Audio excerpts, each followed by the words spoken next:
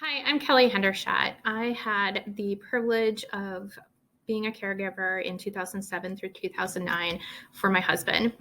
Justin was diagnosed with inoperable terminal brain cancer in 2007, 3 months after we were married. Justin was 28 at the time of his diagnosis, and I was 27. And ultimately, he did die from his cancer on May 20th, 2009. But it was such a rewarding experience to be able to play that caregiver role in his life. It was scary, don't get me wrong. It was incredibly scary, thinking you're starting off your life with somebody, you're thinking about homes and travel and children, and all of a sudden you hear terminal cancer. And it was just a huge shift for not only the two of us, but everybody who knew us at the time. But it was really rewarding to be a caregiver because so many times I was at a loss. I didn't know what to do. It really helped me have some physical tasks to do, know that, I could use our helping calendar to set up time with friends to help support us by doing things like taking our dog for a walk, picking up groceries for us, taking Justin to his radiation appointments. And I made sure that I was available for every single oncology appointment. So as we got news about progression, news about improvements, there were some of those from during this time period. We got those together. But it's a friend of mine would always ask me, "How do you do it, Kelly? How do you do what you're doing?" I'm like, "What else am I going to do? It's Justin. Of course, I'm going to be here for him." And I would not have traded the experience for anything else other than having never heard that word cancer come up in our lives. In fact, I changed my career path because of it. At the time, I was working in marketing. I was good at my job, but I would look at my support group facilitator, and this was at Gilda's Club Quad Cities in Davenport, Iowa at the time, and just be like, "Missy, how do you do it? How do you hear all of our stories and keep coming back?"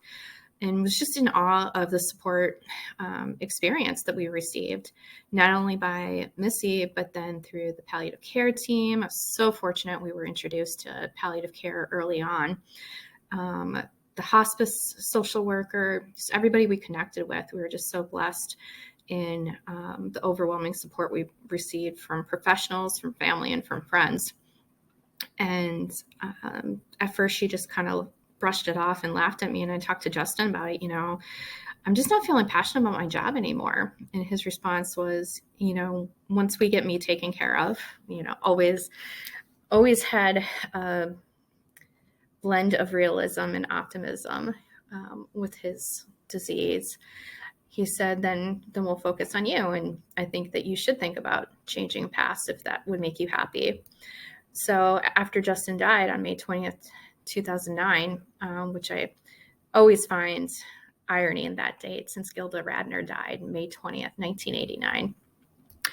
And I said, "No, Missy, I'm serious. What do I have to do to be you someday?" So she and the executive director at the time, Claudia Robinson, just helped coach me through things to make sure that this was not a knee-jerk reaction to grief.